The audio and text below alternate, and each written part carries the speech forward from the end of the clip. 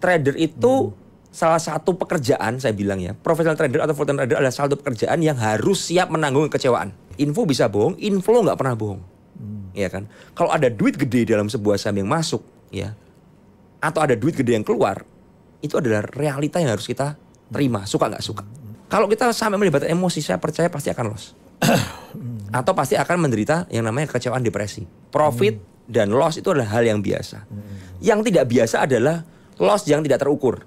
Ya, bahkan saya dengar juga memang itu terbukti bahwa kalau kita mau lihat kesehatan sebuah negara, bahkan kebijakan yang dibuat oleh pemerintah atau regulatornya, itu lihatlah cerminnya di indeks harga sahamnya. Yes, itu betul. Betul ya, Om Ben ya, setuju dengan itu? Saya sangat setuju.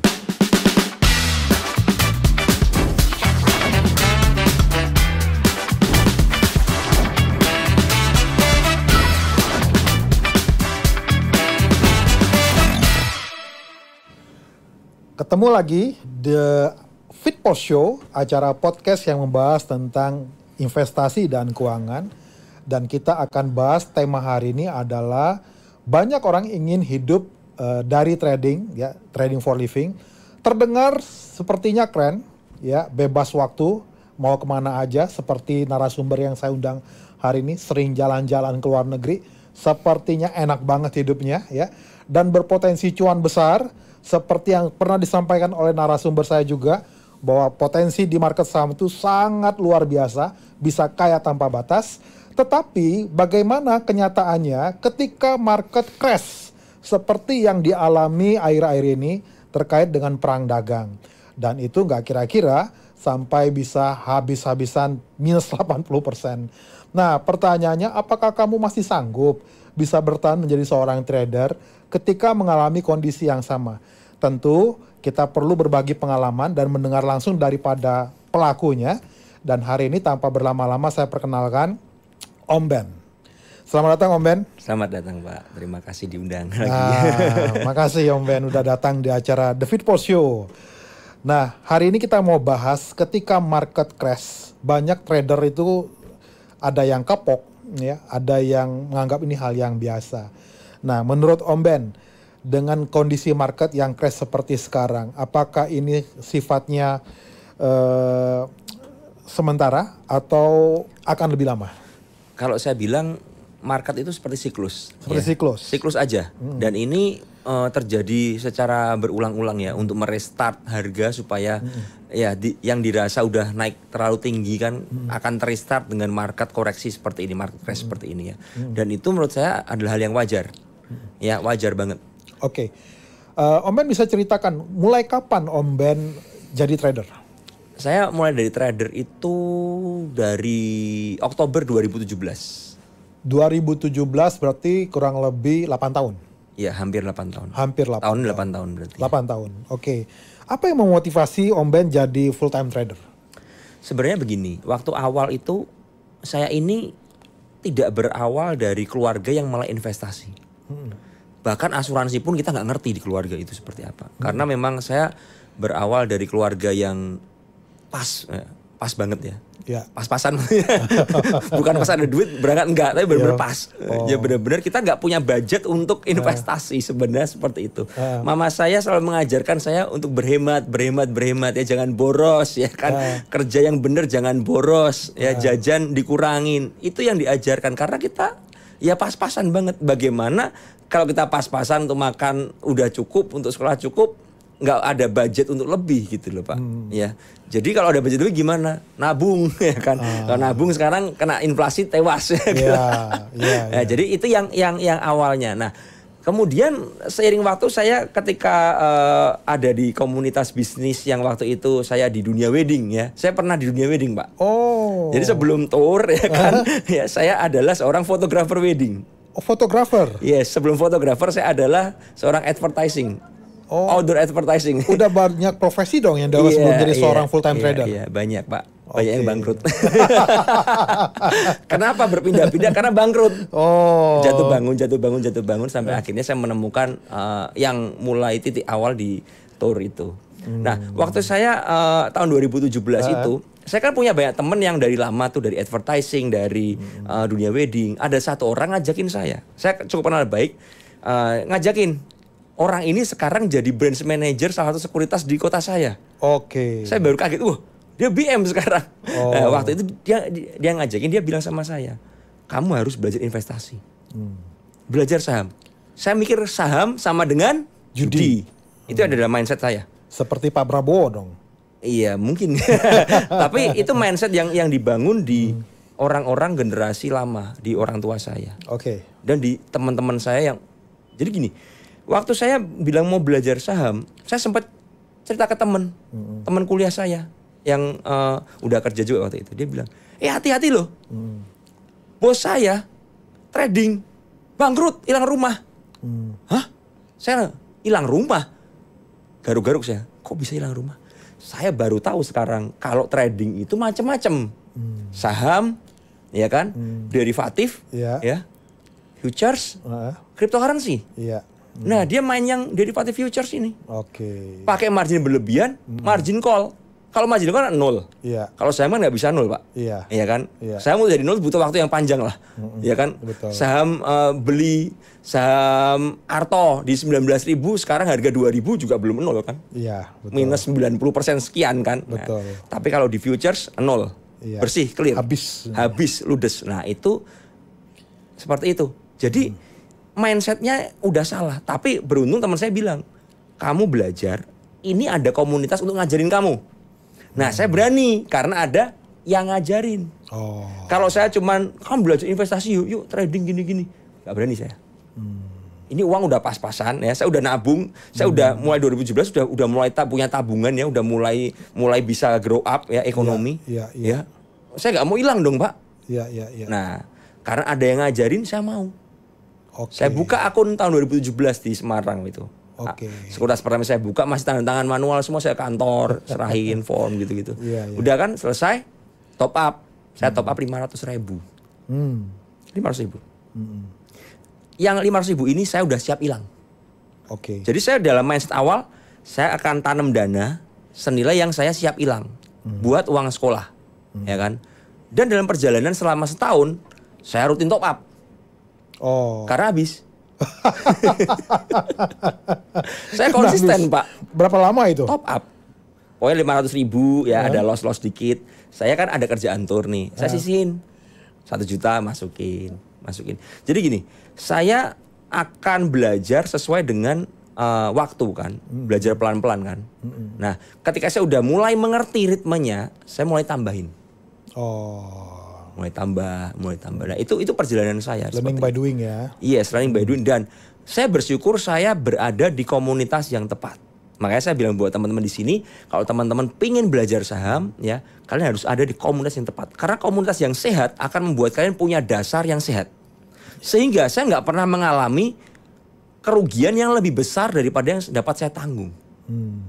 Ya, sehingga saya nggak pernah depresi. Karena uang yang saya masukkan ke saham adalah uang yang saya siap hilang. Ya. Awalnya seperti itu. Uang dingin. Gitu. Itu perjalanan 2017, Pak. Oke, menarik nih. Berarti Om Ben bukan dari latar belakang yang punya, ya, tetapi berinvestasi dari belajar berinvestasi mulai dari nol. Iya. Lalu rajin top up karena uangnya habis. Yes, rajin top up. Nah, titik baliknya Om Ben akhirnya yakin menjadi seorang full time trader.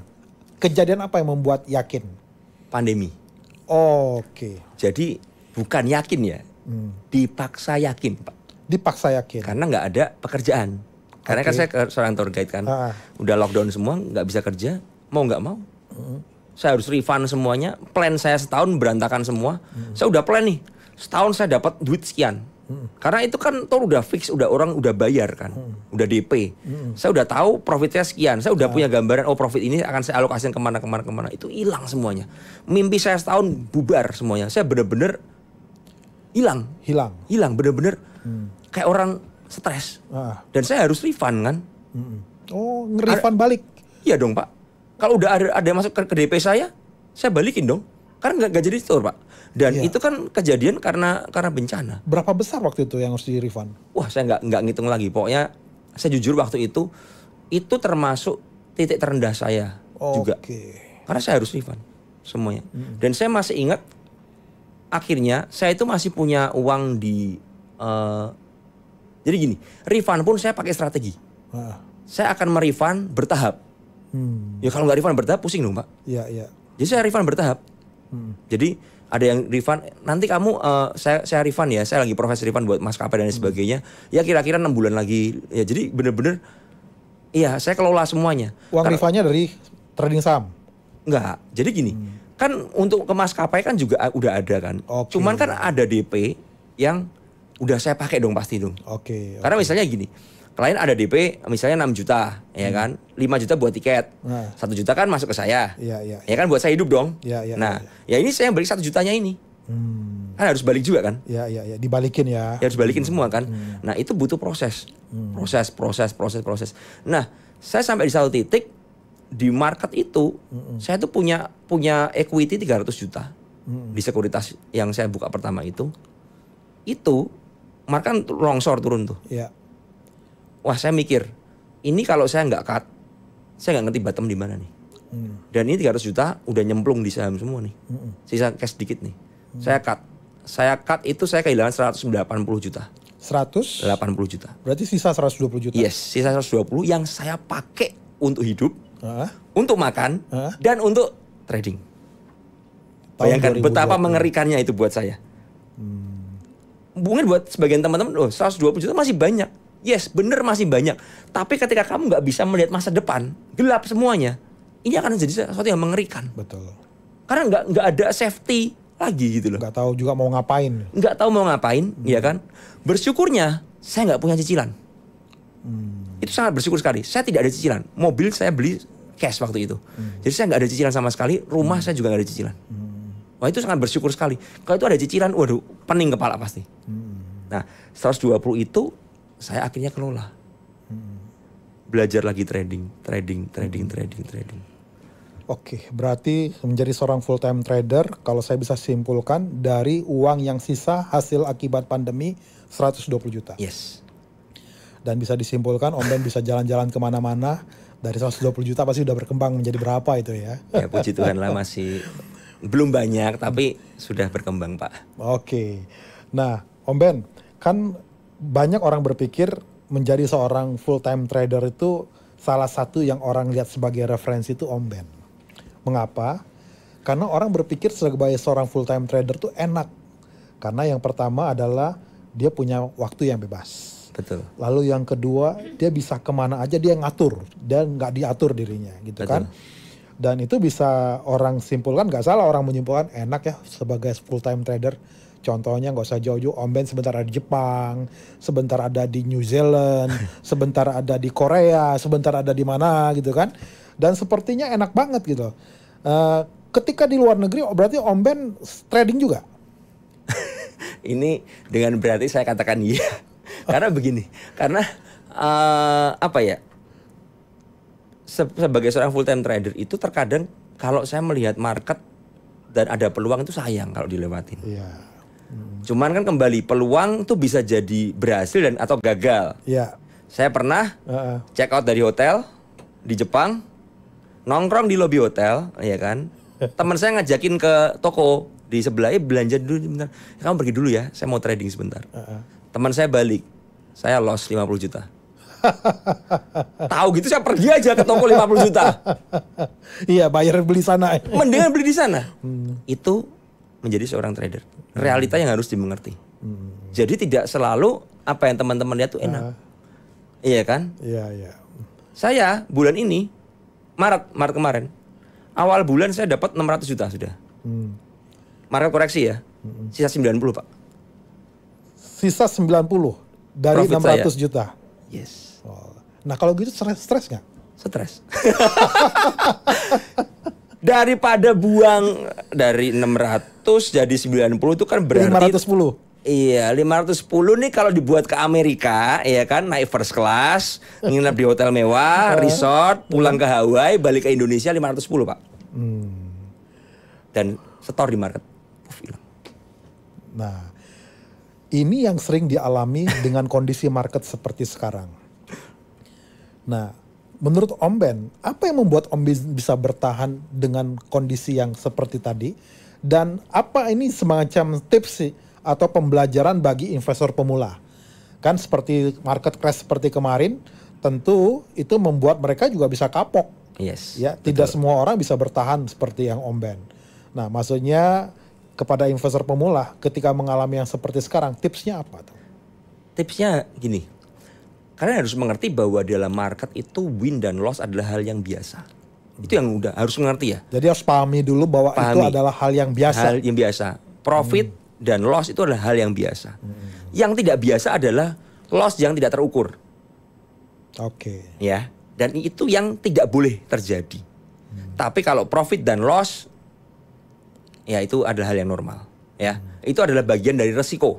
Kalau saya bilang, selama itu paham dan kita bisa mengukur resikonya, ya go ahead. Ya, market bisa begini ya. Kena mental enggak? Ya cukup kena mental.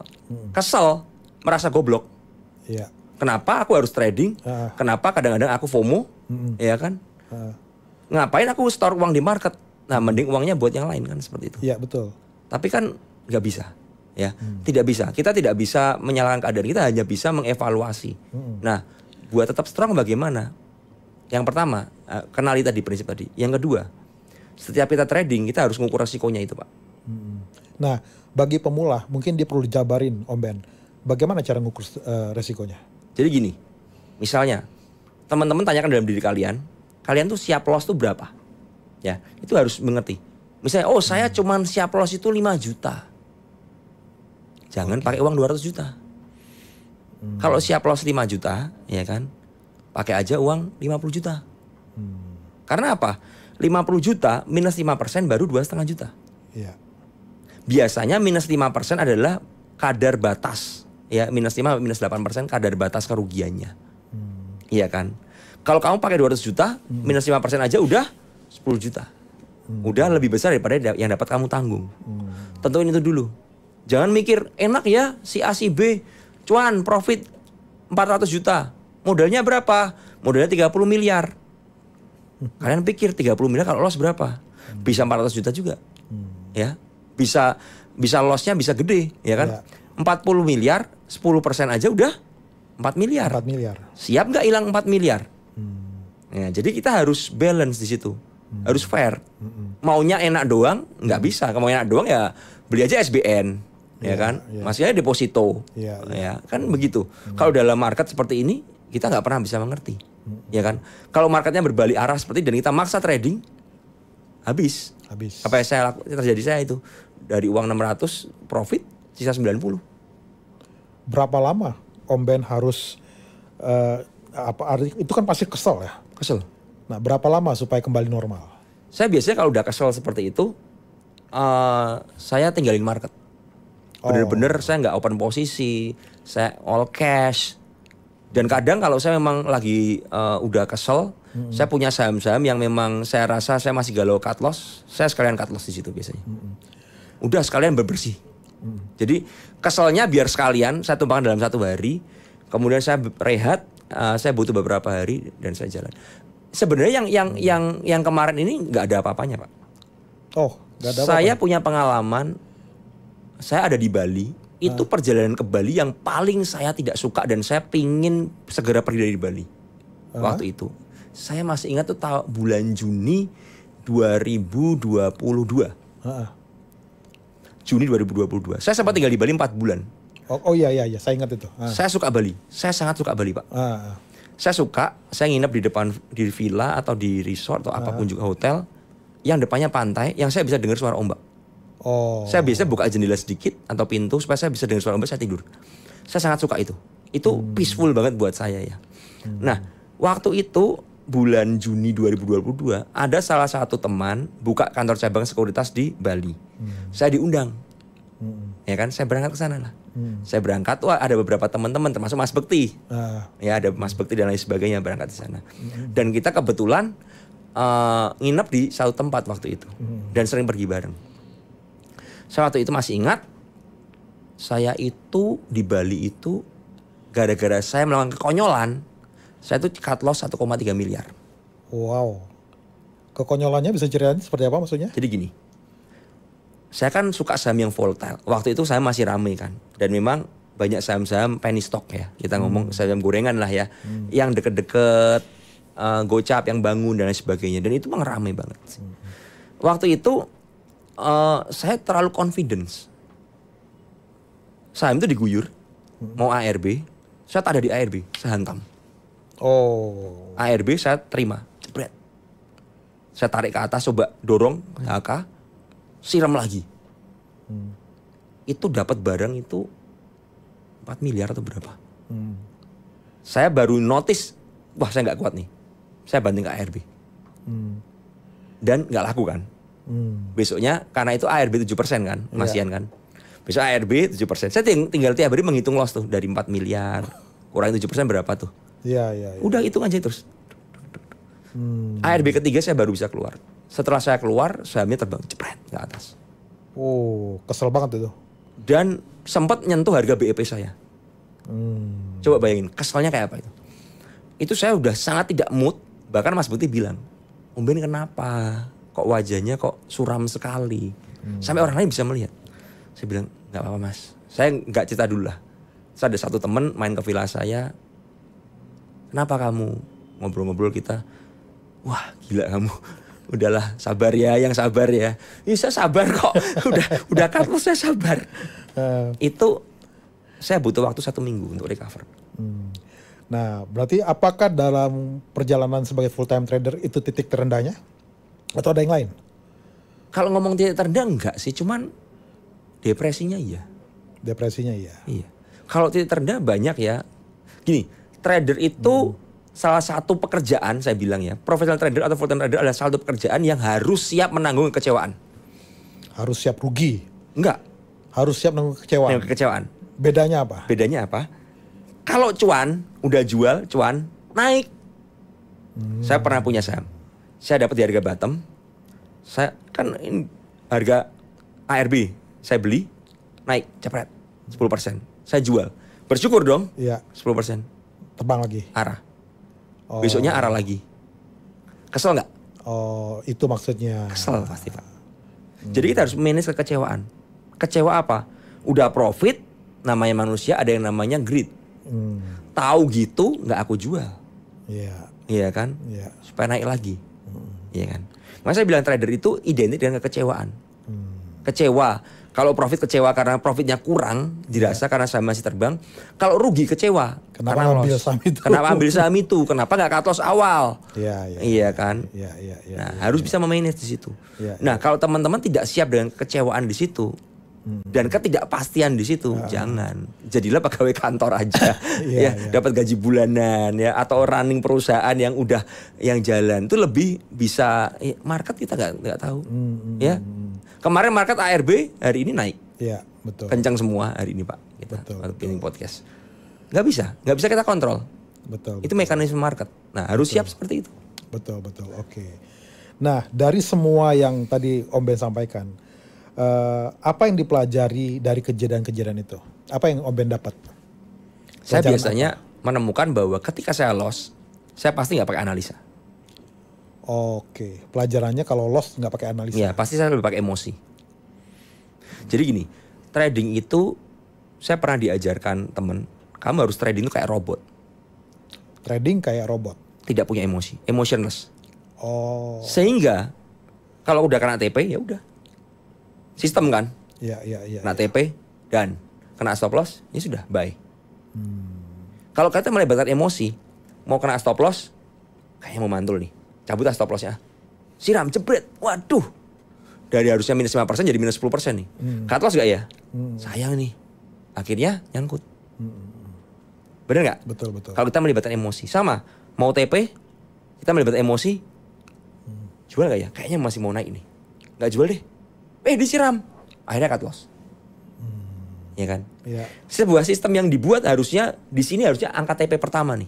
Udah mulai reduce posisi. Kita nggak melakukannya karena apa? Kita merasa masih akan naik. Ya kan? Tapi kalau kita buy system sampai di sini TP ya TP, cepet. Naik lagi gimana? Ada TP kedua. Kita masih punya sebagian TP lagi. Peduli apapun hasilnya, nggak peduli itu ya. Win is win. Iya. Kan profit. Iya. Ya kan? Nah, itu yang harus dimengerti. Jadi kita harus trading secara emotionless. Ya. Oke. Kalau kita sampai melibatkan emosi, saya percaya pasti akan loss. Atau pasti akan menderita yang namanya kekecewaan, depresi. Entah udah jual cuan malah terbang lagi, udah jual begini. Nah, itu yang terjadi. Jadi betul ya bahwa kalau musuh dari sebuah trading itu seorang trader itu adalah psikologi ya. Yes. Harus lulus dulu dalam hal psikologi trading ya. Ya, betul banget. Oke, lalu yang berikutnya, strategi apa yang Om Ben lakukan sekarang yang diterapkan ya dari pembelajaran yang beberapa yang tadi Om Ben sampaikan? Strategi apa yang sekarang Om Ben pakai? Kita nggak boleh lawan market. Nggak boleh lawan market. Iya, kita nggak boleh lawan market. Market itu selalu benar. Maksudnya apa sih? Market itu apa sih? Market itu adalah IHSG kita, indeks kita, indeks global itu selalu benar. Itu nggak pernah salah.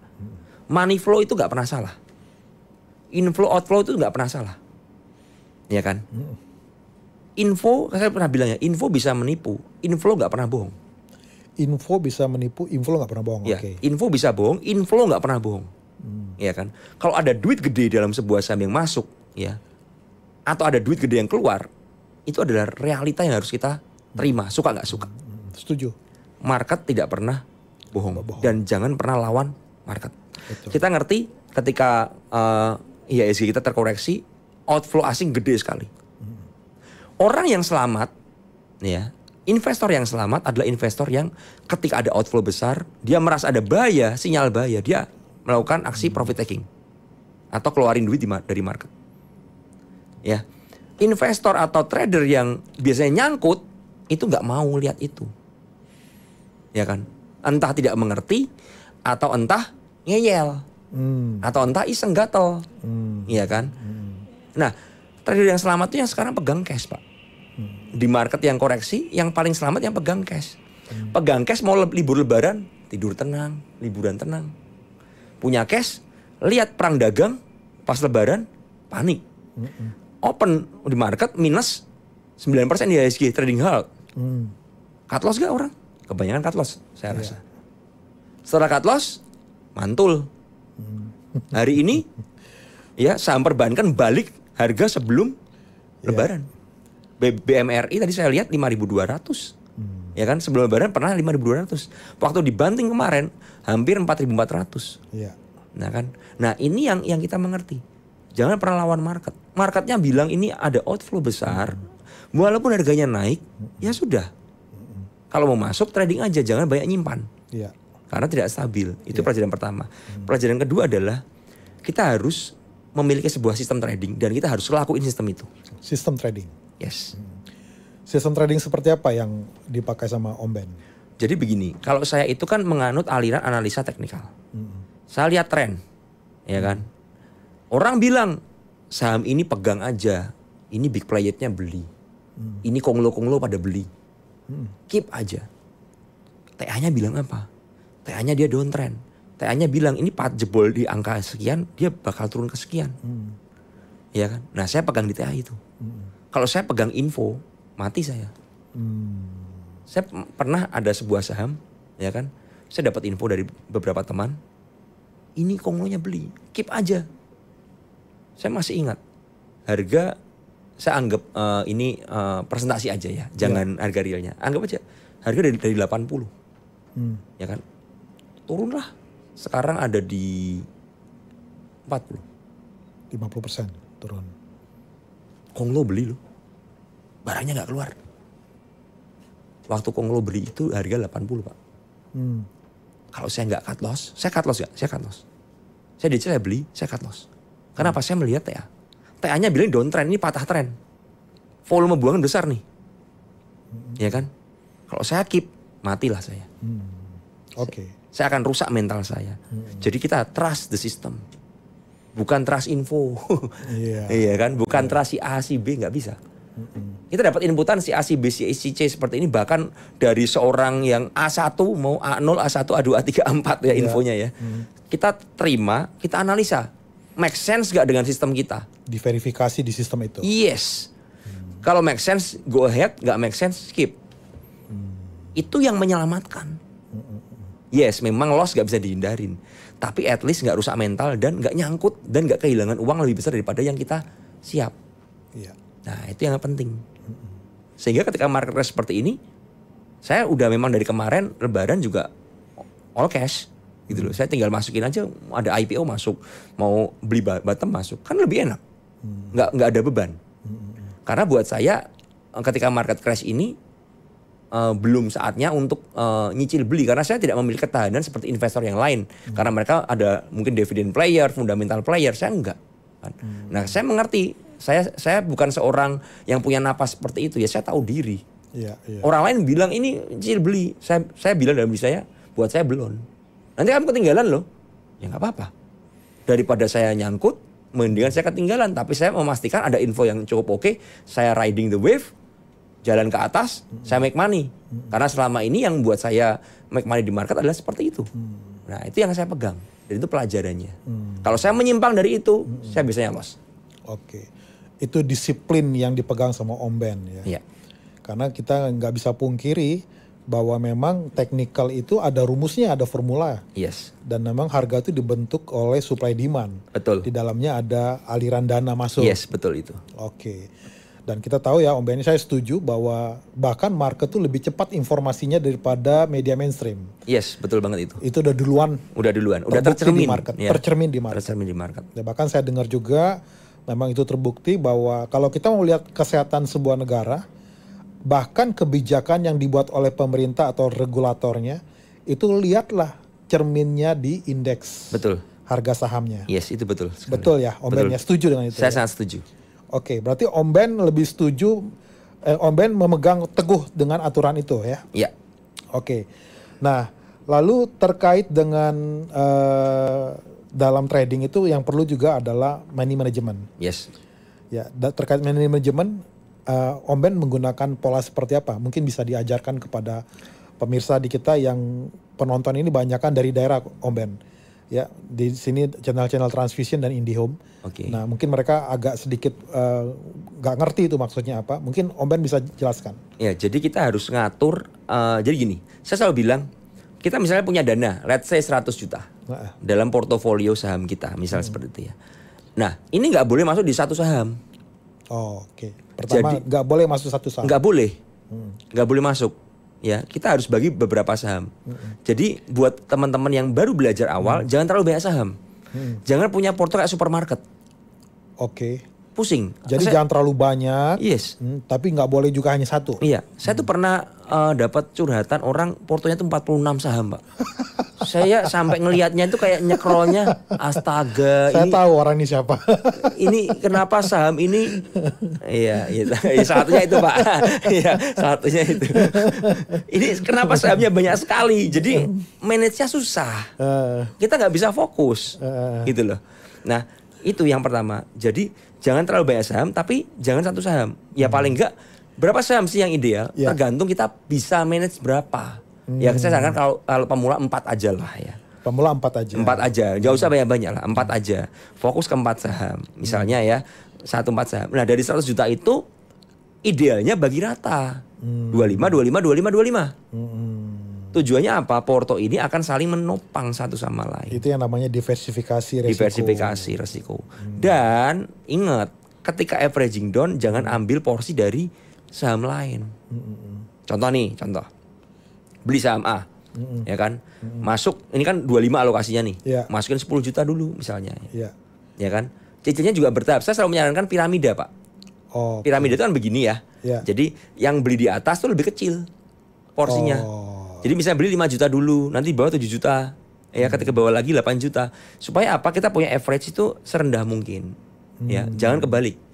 Oh, jadi pertama beli yang kecil dulu. Yes. Lalu ketika misal naik atau turun, beli lagi tambah itu. Bisa turun, bisa naik. Oke, tapi tetap bentuknya seperti itu. Yes. Kalau naik pun mau averaging up, jangan lebih daripada pembelian pertama. Kecuali sangat yakin dan siap resikonya. Karena apa? Average kita akan naik secara drastis. Iya kan? Nah, ketika itu sudah terjadi, misalnya udah terpenuhi 25 juta, masih turun, tentukan batas resiko dulu dong. Ya kan? Batasnya di mana nih? Let's say harganya 1000, saya punya batasan di 950 atau 920 maksimal. Ya kan? Di bawah itu saya harus cut, ya itu harus cut. Nah kebanyakan orang ketika 920, dia ambil porsi yang lain, masukin lagi. Tujuannya untuk average down. Yes. Nah, cilakanya adalah ketika sahamnya downtrend, artinya trennya turun, berpotensi lebih turun daripada naik kan? Iya kan? Akhirnya portonya itu di saham merah itu gede, di saham yang hijau kecil. Sehingga portonya nggak seimbang. Iya kan? Saham yang hijau-hijau cuman punya lot kecil-kecil, yang merah ini gede, gemuk sendiri. Sehingga overall itu malah loss. Dari 4 saham, 3 hijau, 1 merah, tapi malah loss. Nah, berarti ada yang salah kan? Iya. Karena persentasenya terbesar di situ. Kebalikannya, ada orang yang banyak lossnya, 1 hijau, tapi hijau ini mengcover semua. Karena yang loss ini dia masih masuk kecil-kecil. Jangan yang hijau sahamnya uptrend, dia berani nambah, averaging up, ya kan? Ya, nah ini yang benar. Jangan sampai banyak saham hijau tapi endingnya merah, ya kan? Karena apa? Karena bobotnya nggak seimbang. Nah itu money management, itu harus kita kelola. Dan itu membutuhkan kedisiplinan. Sekali lagi, tidak boleh melibatkan emosi. Harus punya sistem yang kita udah bikin dari awal. Buy di berapa, TP di berapa, kalau gagal cut loss di berapa. Harus disiplin ya. Betul. Oke, Om Ben, terima kasih untuk masukannya yang cukup luar biasa hari ini. Tanpa terasa podcast kita sudah berjalan, saya udah diinfo dari belakang tuh. Memang menarik kalau kita bicara soal trading ya. Dan saya percaya banyak orang pemirsa di acara ini, The Fit Post Show, yang nonton di Transvision dan di IndiHome, mereka ingin menjadi seorang trader. Om Ben, kalau nanti ada kelas-kelas boleh diinfo di kita ya. Boleh, siap Pak. Oke, pemirsa, sampai ketemu di acara The Fit Post Show selanjutnya. Ada beberapa poin penting sebelum saya tutup. Dan kebetulan saya diingetin lagi nih sama yang di belakang. Silakan Om Ben, poin-poin apa yang penting bagi seorang trader yang ingin hidup enak seperti Om Ben bisa jalan-jalan, tetapi ketika market crash mereka tetap aman, tetap pede. Saya mau garis bawahi dulu, kalau ngomong hidup enak itu enak kan relatif Pak. Enak relatif. Saya tidak pernah memamerkan yang nggak enak di medsos. Ya, karena yang nggak enak biasa telan sendiri aja kan gitu kan. Jadi saya lebih begini. Kalau kita pingin sustain di market, panjang nih perjalanan kita panjang, awet di market ya, kita harus punya namanya strategi. Ya, itu yang pertama. Ya, strategi ini mencakup analisa, money management, ya kan, cara entry, sistem trading. Itu yang pertama. Yang kedua, kita harus punya psikologis yang cukup kuat. Psikologis, oke. Tahu kapan berhenti trading, ya kalau overtrade, tahu kapan harus rehat, tahu kapan harus taking profit dan tahu kapan harus cut loss, ya kan, dan tahu kapan harus wait and see. Karena di market seperti ini kalau nggak wait and see biasanya malah kebegal, ya kan. Tahu kapan harus ngerem tangannya untuk nggak ngeklik tombol buy terus, ya kan. Nah, itu harus ada di psikologis. Dan yang ketiga kita harus siapin buat teman-teman yang mau jadi seorang full time trader. Kamu harus siapin, jangan semua dana masukin ke dalam trading. Gunakan dana dingin. Yes, harus gini. Kalau saya pribadi ya, saya tuh sudah punya pos-pos Pak. Saya kan juga ada kerjasama dengan beberapa brand, ada pendapatan ini, pendapatan ini. Saya kan seperti pegawai ya. Cuman bedanya saya yang ngegaji adalah brand-brand itu kan, ya kan. Nah, saya udah masukin pos-pos seperti ini. Nah, pos-pos ini saya alokasikan. Asuransi udah ada, kesehatan, jiwa, critical illness, ya kan, itu udah ada semua Pak saya Pak. Semuanya udah ada. Untuk rumah, apartemen, untuk investment itu udah ada. Nah sisanya apa? Masukin ke dalam investasi. Bahkan saya untuk liburan, saya bulan Mei akan pergi lagi ke NZ, saya udah alokasiin. Jadi saya trading dapat profit, saya ambil profitnya, masukin satu rekening. Jadi ketika saya besok berangkat, saya udah nggak kepikiran, ini udah ada nih, udah terkumpul. Saya misalnya mau ngumpulin, misalnya let's say ngumpulin berapa juta gitu ya, ya udah masukin ke sini. Nah itu harus di manage semuanya. Nah kalau udah di manage semuanya, kita trading tanpa beban. Itu yang membuat kita bisa menang di market. Trading dengan beban itu berat tuh Pak. Ya teman-teman, trading dengan beban itu berat. Karena kita trading itu udah ada ketidakpastian, ditambah ada tekanan, kamu harus cuan.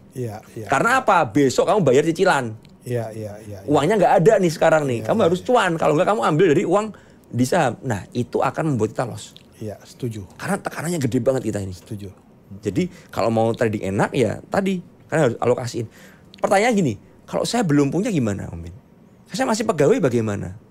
Saya banyak sekali DM yang saya masuk waktu itu pengen jadi full time trader kayak saya. Saya bilang, kamu udah siap belum dana untuk hidup 2 tahun? Belum Om Ben. Jangan stop dari kerjaan kamu. Selama kamu kerja, nyambi sambilan, kamu belajar trading, kamu nge-swing. Iya kan? Sehingga apa? Kamu ada uang yang pasti sudahan. Trading ini penuh ketidakpastian loh. Nah itu yang harus saya ajarkan terus. Betul. Saya malah beberapa kali nggak menyangka orang berhenti dari kerjanya loh Pak. Jangan kamu, jangan berhenti. Jangan dulu. Kemampuan kamu belum bisa. Perdalam dulu.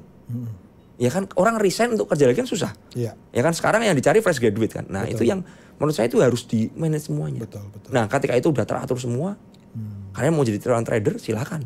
Kenali resikonya. Udah punya uang, uang dingin. Udah punya siap. Kalau misalnya uang ini trading kalian nggak cuan selama setahun, kalian bisa hidup nggak? Nah itu pertanyaannya. Kalau kalian bisa jawab iya, silakan jadi full time trader. Seperti itu Pak. Tujuannya supaya dia benar-benar bisa fokus untuk trading. Di bisa tengah market fokus. yang ketidakpastiannya penuh. Betul, seperti itu. Oke, makasih Om Ben untuk tipsnya. Dan sampai ketemu di acara The Fit Post Show selanjutnya. Jangan lupa follow YouTube ini, subscribe, lalu ikuti sosial media yang ada, dan ikuti kelas-kelas yang akan kita selenggarakan bersama narasumber-narasumber yang ada dalam acara The Fit Post Show. Sampai ketemu di acara berikutnya. See you.